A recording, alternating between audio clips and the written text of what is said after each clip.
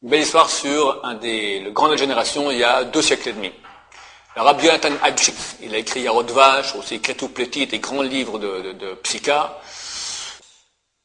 Un jour, le seigneur de sa région lui dit, dites-moi, vous dites que Mashiach, votre Messie va venir un beau jour, mais qui vous êtes?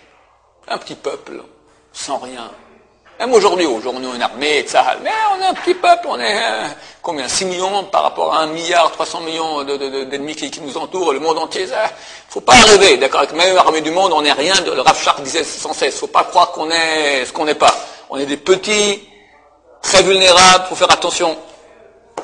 Alors comment? Lui dit, à plus forte raison à l'époque, on n'avait rien du tout, on était un peuple en exil. Votre Messie viendra, il y a des armées, l'armée prusse, l'armée russe, l'armée française, l'armée britannique, des immenses grandes armées. Comment votre Messie viendra? Comment il va faire la guerre? Comment il va montrer qu'il sera un grand? Du coup, je te montre. Dis à tous tes seigneurs, dans 3 jours, on va faire un concours de combat de coq. Que chacun prépare bien son coq, on verra qui sera vainqueur. Moi, je mènerai mon coq aussi, on verra. Je te montrerai que moi, je serai le vainqueur. Ah ouais? Ok, très bien. Le roi envoie des édits spéciaux à tous ses seigneurs. Venez, dans 3 jours, chacun amène son coq de combat le plus fort, et on va voir maintenant qui va gagner. Après 3 jours, les trompettes, les drapeaux, tous les seigneurs qui sont là, et le roi s'installe, et chaque seigneur amène son coq, des coqs flamboyants, des coqs cruels, forts, puissants. Et le roi vient, il sort un coup de son sac comme ça, un petit coq, tout freluquet, tout tremblotant. Les seigneurs là se regardent en faisant des sourires, des coups d'œil comme ça, ils rigolent déjà.